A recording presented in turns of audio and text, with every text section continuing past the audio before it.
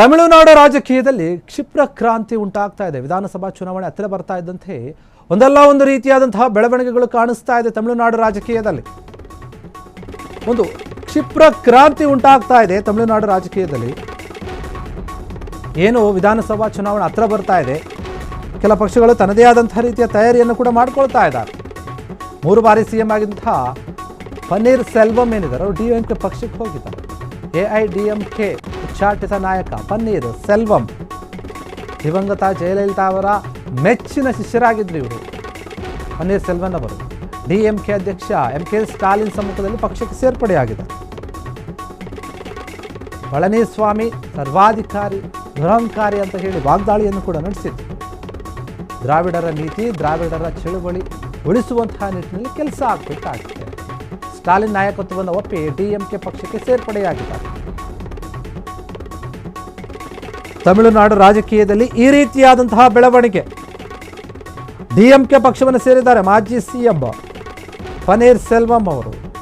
MK Stalin ಅವರ ಆಡಳಿತಕ್ಕೆ ಬಹುಪರಾಕ್ ಅಂತ ಹೇಳಿದ್ದಾರೆ. ವಿಧಾನಸಭೆ ಚುನಾವಣೆಗಳು ಇನ್ನೇನು ಕೆಲವು ತಿಂಗಳುಗಳು ಬಾಕಿ ಇದೆ.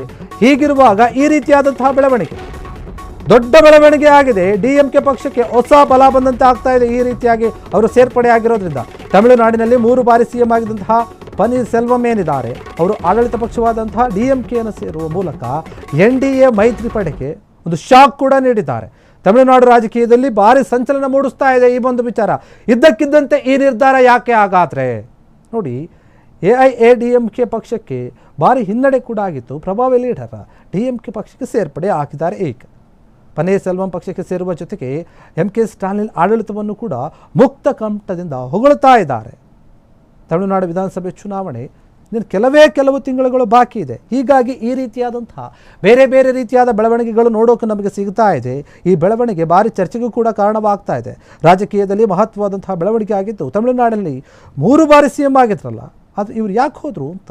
ಎಐಡಿಎಂಕೆ ಪಕ್ಷಕ್ಕೆ ಉಚ್ಚಾಟಿತ ನಾಯಕರಾಗಿದ್ದಂತಹ ಪನ್ನೀರ್ ಸೆಲ್ವಂ ಅಧಿಕೃತವಾಗಿ ಆಡಳಿತದಲ್ಲಿರುವಂತಹ ಡಿಎಂಕೆ ಪಕ್ಷಕ್ಕೆ ಈಗ ಸೇರ್ಪಡೆಯಾಗಿದ್ದಾರೆ. ಇದರ ಬಗ್ಗೆ ಸಾಕಷ್ಟು ಚರ್ಚೆ ಇದೆ. ಪನ್ನೀರ್ ಸೆಲ್ವಂ ದಿವಂಗತ ಜಯಲಲಿತಾ ಅವರು ಅವರ ಕಟ್ಟಾ ಬೆಂಬಲಿಗರಾಗಿರ್ತಾರೆ. ಅವ್ರ ಜೊತೆ ಸಾಕಷ್ಟು ಬಾರಿ ಗುರುತಿಸಿಕೊಂಡಿರ್ತಾರೆ.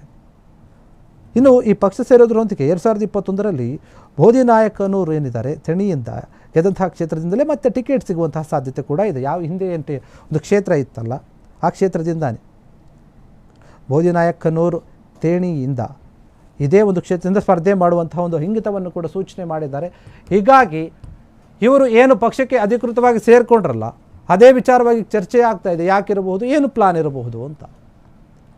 ಕ್ಷಣದ ಸುದ್ದಿಗಳಿಗಾಗಿ ಫ್ರೀಡಂ ಟಿವಿ ಸಬ್ಸ್ಕ್ರೈಬ್ ಮಾಡಿ, ಲೈಕ್ ಮಾಡಿ ಹಾಗೂ ಫಾಲೋ ಮಾಡಿ. ಹೊಸ ಸುದ್ದಿಗಳ ನೋಟಿಫಿಕೇಶನ್ಗಾಗಿ ಬೆಲ್ ಐಕಾನ್ ಮೇಲೆ ಕ್ಲಿಕ್ ಮಾಡಿ.